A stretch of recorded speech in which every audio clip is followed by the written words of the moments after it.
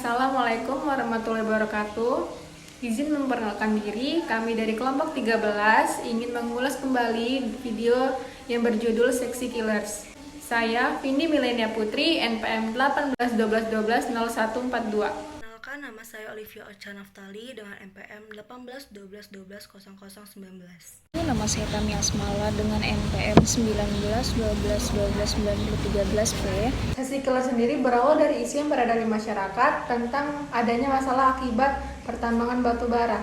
Lokasi ini bertempat di Samarinda, Kalimantan Timur yang merupakan pertambangan batu bara yang menjadi bahan bakar pembangkit listrik tenaga uap atau PLTU yang kemudian menyebar menuju PLTU di bagian Pulau Jawa dan Bali. Film ini memberikan sudut pandang yang sangat mengejutkan saat mengetahui fakta di balik tambang batu bara beserta PLTU dan sumber listrik yang kita nikmati sehari-hari.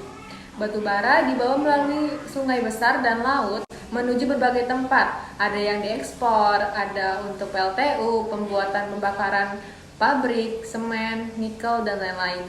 Di PLTU sendiri, batu bara dibakar untuk menjalankan turbin hingga menghasilkan listrik yang mengalir ke rumah-rumah warga.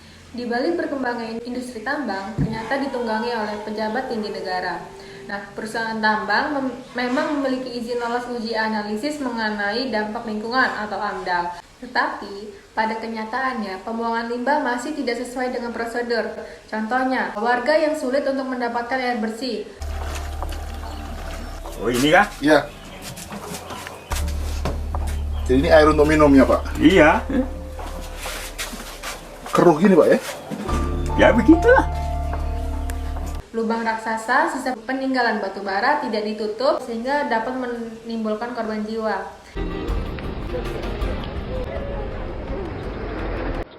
Tapi sekarang belum ketemu. Di lubang raksasa ini jelas membuat fungsi tanah menjadi hilang dan menjadi rawan bencana. Dalam sebuah film dokumenter yang berjudul Seksi Killer ini berusaha mengungkapkan dan menelusuri proses penambangan batu bara di Kalimantan hingga dibakar di PLTU untuk menjadi listrik yang menyebabkan dampak bagi lingkungan dan kesehatan masyarakat. Dalam hal ini, pemerintah daerah tak ambil sikap tegas untuk persoalan ini. Gubernur Kalimantan Timur hanya berucap prihatin dengan kasus kematian anak-anak di lubang tambang. Meski Dirjen Mineral dan Batubara mengatakan perusahaan wajib menimbun kembali lubang bekas tambang seperti sebelum penambangan.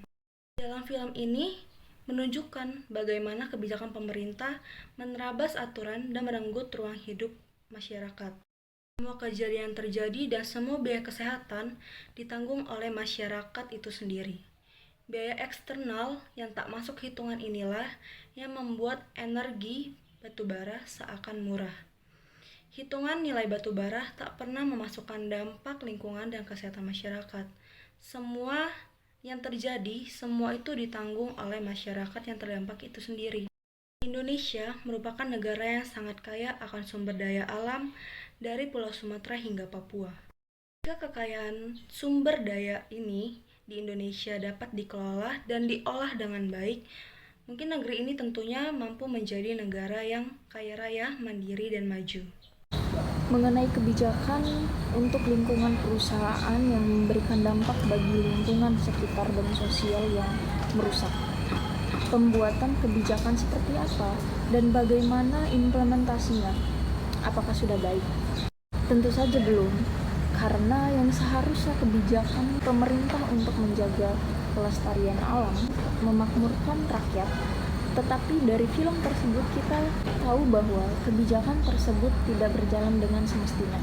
Sesuatu yang harus diperbaiki di sini adalah manajemen pemerintah yang seharusnya dapat membuka mata dampak dari pertambangan dan perusahaan-perusahaan yang merusak lingkungan juga sosial pada masyarakat sekitar.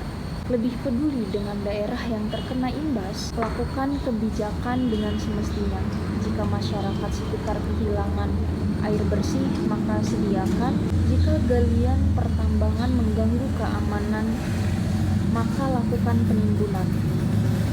Lakukan tanam tumbuh untuk penghijauan demi mengurangi resiko lingkungan yang terdapat pada lingkungan pertambangan tersebut. Mungkin itu saja yang dapat kami sampaikan. Kami akhiri. Wassalamualaikum warahmatullahi wabarakatuh.